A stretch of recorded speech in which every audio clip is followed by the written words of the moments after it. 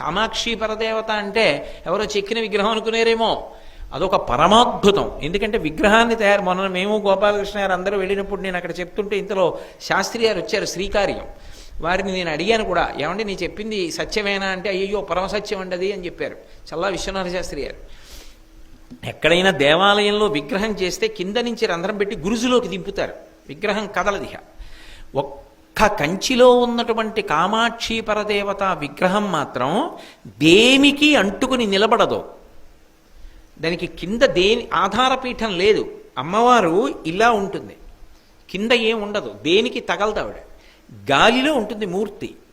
మీరు అర్చకులు కొంచెం గట్టిగా తోస్తే కాస్త కదులుతుంది. కనపడకుండా ఒక అడ్డుపీఠం ఉంటుంది.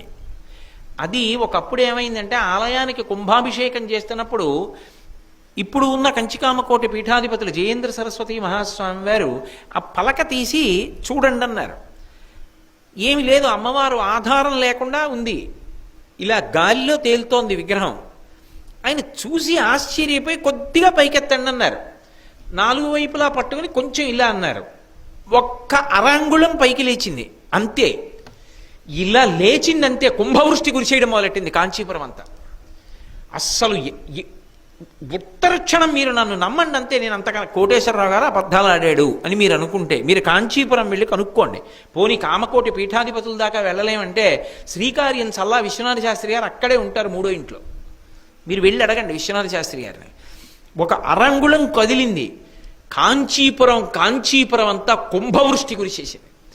ఎంత కుంభవృష్టి అంటే మనిషికి ఎదురుగుండా ఉన్నది కనపడలా, అంత వాన పడిపోయి కొద్ది నిమిషాల్లో కాంచీపురంలో కామాక్షి దేవాలయం వెనకాల ఉన్నటువంటి కోనేరు నిండిపోయింది.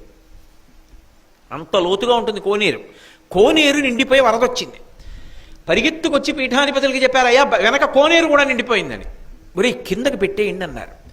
మళ్ళీ ఏ అంగుళం పైకెత్తారో దాన్ని మళ్ళీ అలా కిందకి దింపారు, అంతే వాన అయిపోయింది.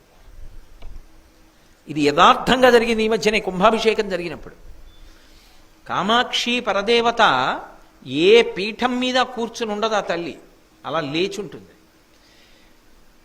ప్రపంచం మొత్తం మీదటువంటి తల్లి లేదిహ, ఎందుకంటే ఆవిడ సజీవమైనటువంటి తల్లి, అదేదో విగ్రహం కాదు. అందుకే కన్నులు ఇక్కడి నుంచి ఇక్కడికి తిప్పు